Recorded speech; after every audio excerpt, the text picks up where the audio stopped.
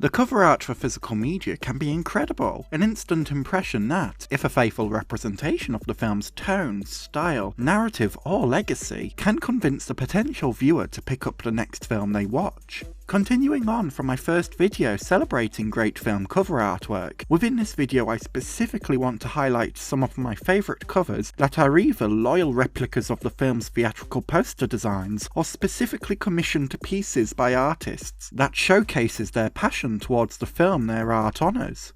The UK cover for the Blu-ray release of Rose Glass's Love Lies Bleeding is a duplication of the great theatrical poster design depicting Katie M. O'Brien in a bikini, holding a gun, encapsulating the film's tonal balance between sapphic representation and modern neo-noir grit. The image alone indicates this is a film that is both violent, yet sensual, establishing O'Brien's character Jackie as muscular, physically strong, and the source of a dangerous desire, which develops within her relationship with Kristen Stewart's Lou. The image is lit in a way which emphasises her musculature, her body a contrast to the thick shadows, an indication of the film's oppressively dark nature. It's no surprise why this film poster is used as the cover of the Blu-ray. Sexuality sells, but here it's not simple sapphic gratification. O'Brien's facial expression and the overall gloom implies this is a film ready to present us with fantastic tension and unease. I'm also very fond of the Criterion cover for Stanley Kramer's It's a Mad, Mad, Mad, Mad World, a beautiful restored illustration originally designed by Jack Davis for the film's theatrical poster. The image is packed with kinetic detail that captures the film's sense of swift pacing and urgency, as the wide cast of eccentric characters are desperate to find a jackpot hidden under a giant W. The illustration itself feels reflective of the hectic screwball humour within the film, the characters clambering over each other, eager for the cash that nobody is entitled to. From the image alone, you know this film's a bonkers wild ride that earns its reputation. The special edition Eureka release of Carl Theodor Dreyer's The Passion of Joan of Arc has a gorgeous vintage film poster of its cover, designed by René Perron. Originally a large-scale multi-panel artwork, where thick, block-like strokes serve as the facial details of the men sentenced in Falconetti's Joan of Arc to death. The angular panels of each character, and a central slat of stark lighting which focuses on Joan of Arc, the only character in the artwork depicted in colour, is hugely representative of Dreyer's output as a filmmaker, giving us insight into the filmmaker's heritage, legacy, and the film's aesthetic. It's certainly a stunning piece of artwork which captures Falconetti's elegant poise that emanates throughout her performance. A final example of perfect poster artwork making it onto the cover of a great film release, Eureka's release of Fritz Lang's Metropolis looks deceptively modern and contemporary, yet was designed by Boris Belinsky for the original 1927 French release of the film. The design indicates the scale of the city, the distinctive German expressionist angles in which the film's title becomes one with the skyline, and the shift from the lowly dark buildings to the peak of the city, its buildings a brighter tone to indicate the wealth and exclusivity of the ruling class, which populate the higher echelons.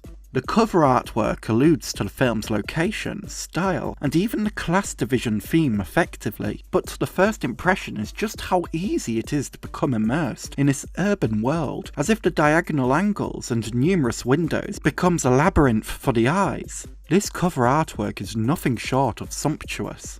Moving on from film covers which replicate a classic film poster, we turn towards artwork specifically commissioned for a film's release, often more common amongst boutique Blu-rays and special edition releases. The Criterion edition of Choi Hark's Once Upon a Time in China, designed by Zhong Shan, depicts Wong Fei-hung, folk hero, martial artist, and the film's protagonist played by Jet Li. Within a stance of alertness, the backdrop's brushstroke an indication of the character's fluidity and dexterity in movement, the large typeface an indication of the film's scale. The collection's insert artwork for the pullout where the discs are held is stunning, the brushwork reminiscent of calligraphy, as key fight scenes are depicted, creating a sense of the film's kinesis. For first-time viewers, it'd be hard not to be enticed by the franchise due to the engaging promise of the artwork.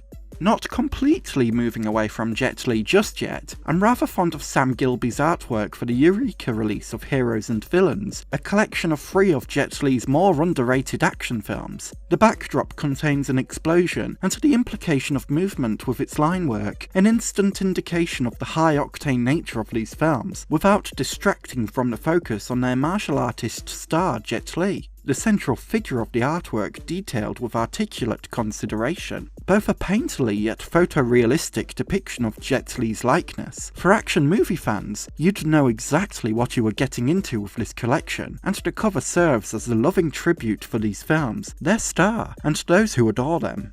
Next, I want to showcase media design agency Obviously Creative's cover for the Eureka release of Ishiro Honda's Mothra. Vibrant, packed with visual excitement, from its contrasting colour choices to the elaborate clarity of Mothra's classic illustration, this cover screams exhilaration. Reminiscent of vintage comic books and classic pop art, the cover artwork demands the viewer's attention towards the kaiju icon, with both the potential threat it faces from the missiles to the attempts at its preservation, shown in the praising indigenous people who find great spiritual significance in Mothra. This is an instantly striking piece of cover artwork that will easily convince most of us to watch this monstrous classic. Finally, I want to share my love for Narbo Desire's artwork for the Criterion release of Bill Duke's Deep cover. Drenched in gorgeous purple and violet, Desire's artwork creates a similar fusion of the painterly with the photorealistic, like Sam Gilbey's Jet Li artwork. Here the cover capturing the likeness of Lawrence Fishburne, an iconic stare which indicates the weight this character is placed under throughout the film as an undercover cop at risk of both being discovered and the potential of going down the same dark path as his father. There's a tainted music video-esque glamour to the falling dollar bills here, an indicator of the motivation of the drug ring at the centre of the film, but also the proximity of temptation, a notion that crime might pay, but what's the cost? With its gripping colour scheme and Fishburne's dominant presence, Desire's artwork suggests Deep cover to be a film where a character, played by a cinematic icon, is bound to reach an internal crossroads, and that the decision won't be an easy one. In conclusion, great cover artwork for physical releases are always worth celebrating. It's the first impression many of us will have of a film, and within that initial glance, the artwork can convey a distinctive aesthetic, a film's tone, genre, essential imagery, or even serve as a loving tribute to the film, a filmmaker, or the leading actor. Since film is art, why can't a film's cover be embraced as such too? A special thank you to my incredible tier Patreon supporter Gil, and my super tier Patreon supporters Constantine Bombelli, Jamie and Milkway.